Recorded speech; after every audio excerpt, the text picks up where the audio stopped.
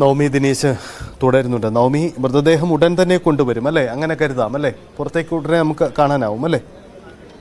ഇത് അല്പസമയത്തിനുള്ളിൽ തന്നെ മൃതദേഹങ്ങളെല്ലാം പുറത്തേക്ക് ഇറക്കും. അതിനു വേണ്ടിയിട്ടുള്ള അവസാന വട്ട തയ്യാറെടുപ്പുകളാണ്. ഇവിടെ മന്ത്രിമാരും നമുക്ക് ദൃശ്യങ്ങൾ കാണാമെന്ന് കരുതുന്നു. മുഖ്യമന്ത്രി, മറ്റു മന്ത്രിമാർ, എംപിമാർ, എല്ലാ പ്രതിപക്ഷ ഭരണപക്ഷ നേതാക്കന്മാരും ഈ മൃതദേഹത്തിനോട് അടുത്ത് തന്നെ ഇരിക്കുന്നുണ്ട്.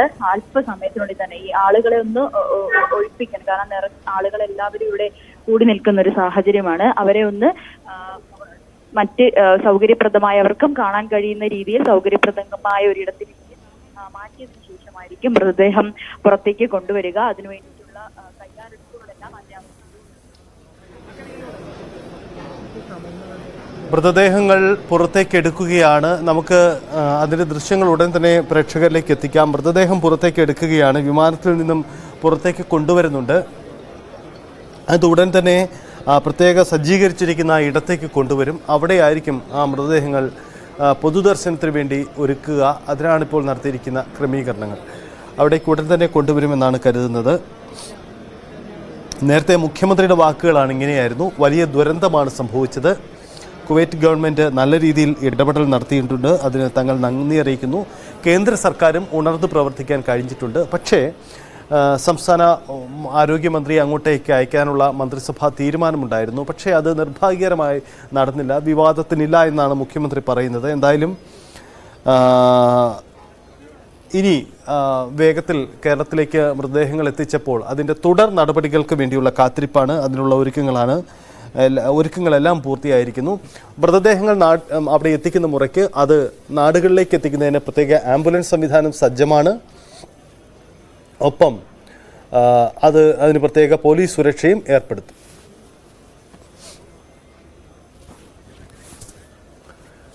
ഡാനി പോളുണ്ട്. ഡാനി, മുഖ്യമന്ത്രിയൊക്കെ കാത്തിരിക്കുന്നത് നമുക്ക് കാണാൻ കഴിയും. അവർക്ക് മുന്നിലേക്ക് കൊണ്ടുവരും. ഒപ്പം തന്നെ അവിടുന്ന് പുറത്തു വരുന്ന ചില ദൃശ്യങ്ങൾ, ആ വിമാനത്തിൽ പ്രത്യേകം ലാൻഡ് ചെയ്ത വ്യോമസേനാ വിമാനത്തിന് സമീപത്തേക്ക് വേറെ വാഹനങ്ങൾ വന്ന് മൃതദേഹങ്ങൾ അതിൽ നിന്നും മാറ്റുന്നതായിട്ടാണ് നമുക്ക് ദൃശ്യമാവുന്നുണ്ട്. അങ്ങനെയെങ്കിൽ വേഗത്തിൽ തന്നെ ഇങ്ങോട്ടേക്ക് കൊണ്ടുവരും. അങ്ങനെയാണ് അല്ലേ? അതിൻ്റെ നടപടിക്രമങ്ങൾ അങ്ങനെയാവും അല്ലേ? സജിത്ത്, നമ്മൾ ഇപ്പോൾ വിമാനം നമുക്ക് കാണാം. അവിടെ നിന്ന് മൃതദേഹ പേടകങ്ങൾ ഇതിലേക്ക് മാറ്റുന്നുണ്ട്. സാധാരണ രീതിയിൽ ഇവിടുന്ന് ആ കാർഗോ കൈകാര്യം ചെയ്യുന്ന ആ വിഭാഗം തന്നെയാണ് ഇവിടേക്ക് ചെല്ലുന്നത്. ഇവിടെ നിന്ന് മൃതദേഹങ്ങൾ കാണുന്ന വാഹനങ്ങളിലേക്ക് മാറ്റിയതിനു ശേഷം, ആ ബോക്സുകളിലേക്ക് മാറ്റിയതിനു ശേഷം ഇവിടേക്ക് കാർഗോ കോംപ്ലക്സിലേക്ക് കൊണ്ടുവരും. ഇതിന് വലിയ സമയം ഇനി എടുത്തേക്കില്ല എന്ന് തന്നെയാണ് മനസ്സിലാക്കാൻ സാധിക്കുന്നത്. ആ ഒരു പ്രൊസീജിയർ പൂർത്തീകരിച്ചാൽ ഇപ്പോൾ വിമാനത്തിന്റെ സമീപം ആണ് ഇപ്പോൾ വാഹനങ്ങളെല്ലാം തന്നെ എത്തിയിട്ടുണ്ട്. അവിടേക്ക് ഇതിൽ മാറ്റം കാർഗോ കൈകാര്യം ചെയ്യുന്ന വിഭാഗം തന്നെയാണ് ചെയ്യുന്നത്. ഈ നടപടികൾ പൂർത്തീകരിച്ച കൈമാറിയതിനു ശേഷം വൈകാതെ ഇവിടേക്ക് പൊതുദർശനത്തിനും മറ്റുമായിട്ട് സജ്ജീകരിക്കും എന്ന് തന്നെയാണ് മനസ്സിലാക്കാനായിട്ട് സാധിക്കുന്നത്. എന്തായാലും ആ ഒരു നടപടികളടക്കം പൂർത്തീകരിക്കുകയാണ്. അതിനുശേഷം അല്പസമയത്തിനകം തന്നെ ഇവിടേക്ക് ഈ പൊതുദർശനത്തിന് ക്രമീകരണങ്ങൾ ചെയ്തിരിക്കുന്നിടത്തേക്ക് മൃതദേഹങ്ങൾ കൊണ്ടുവരും എന്ന് നമ്മൾ പ്രതീക്ഷിക്കുന്നു. ഇവിടെ മുഖ്യമന്ത്രിയും മറ്റ് മന്ത്രിമാരും അടക്കമുള്ള എല്ലാവരും തന്നെയും അവിടെ സന്നിഹിതരായിട്ടുണ്ട്. നേരത്തെ മുഖ്യമന്ത്രി പറഞ്ഞതുപോലെ ഇത് തീർത്തും ദൗർഭാഗ്യകരമായ ഒരു ദിവസമാണ്, വലിയ ഒരു അന്തരീക്ഷമാണ് ഇപ്പോൾ ഉള്ളത്, അത് കടന്നു പോകുന്നതെന്ന് അദ്ദേഹം പറയുകയുണ്ടായി. അതിൽ കേരളം ഒന്നാകെ ഈ ദുഃഖത്തിൽ അടക്കം പങ്കുചേരുന്നുവെന്ന് പറഞ്ഞു. ഇവിടെ ഇവിടേക്ക് എത്തുന്ന എല്ലാവരുടെയും ഒരു വികാരം, പൊതുവികാരവും അത് തന്നെയാണ്. ഇവിടെ അവരുടെ ബന്ധുക്കൾ, ഉറ്റവരുടെ അവരെല്ലാവരും തന്നെ ഇവിടെ ഒത്തിരി പേരുടെ ആളുകളുടെ ഇവിടേക്ക് എത്തിയിട്ടുണ്ട്.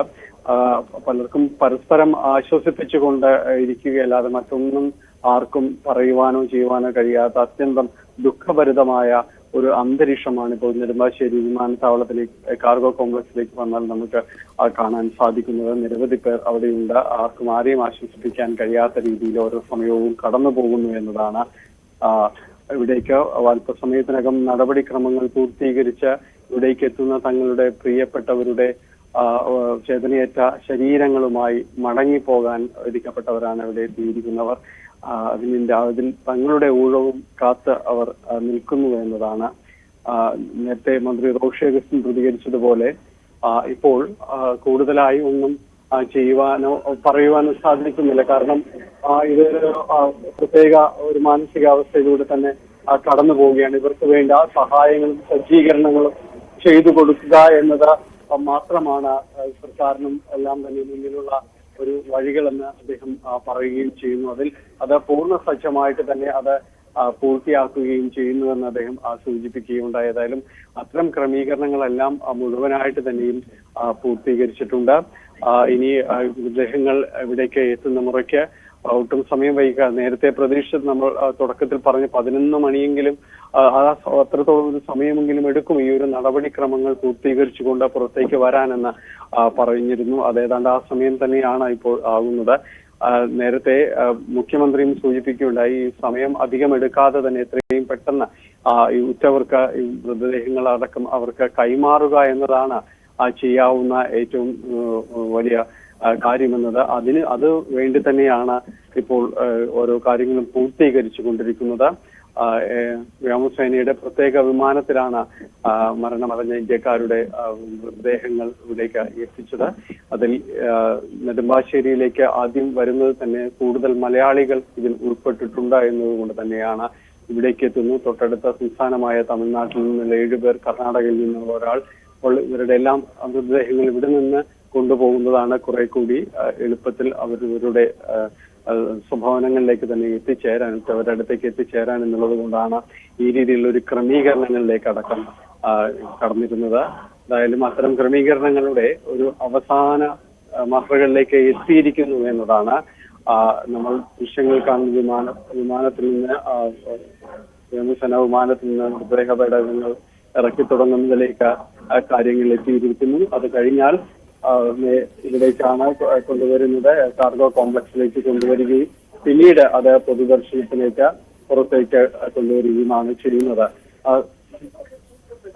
നടപടികൾ ഏതാണ്ട് അത് അന്തിമ ഘട്ടത്തിലേക്ക് എത്തിയിരിക്കുന്നു. സജിത്ത, ഇവിടെ രാഷ്ട്രീയ ഭേദമന്യം നിരവധി പേർ ഇവിടേക്ക് എത്തുകയും അന്തിമോപചാരം നടത്തിക്കുകയും എല്ലാം തന്നെ ചെയ്യുന്നു.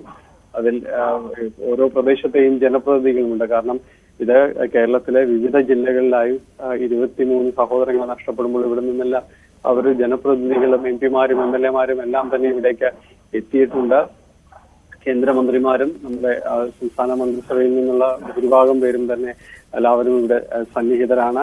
ഏതെങ്കിലും രീതിയിലുള്ള പോരായ്മകൾ, അതിൽ സജ്ജീകരണങ്ങൾ പൂർത്തിയാക്കുന്നതിലോ എന്തെങ്കിലും താമസം നേരിടുന്നതിലോ ഉടൻ അത്തരം രീതിയിലുള്ള ഇടപെടലുകളെല്ലാം മന്ത്രിമാരുടെ നേതൃത്വത്തിൽ നേരിട്ട് തന്നെ നടത്തി ഒരുക്കങ്ങൾ പൂർത്തിയാക്കുകയാണ് ചെയ്യുന്നത്.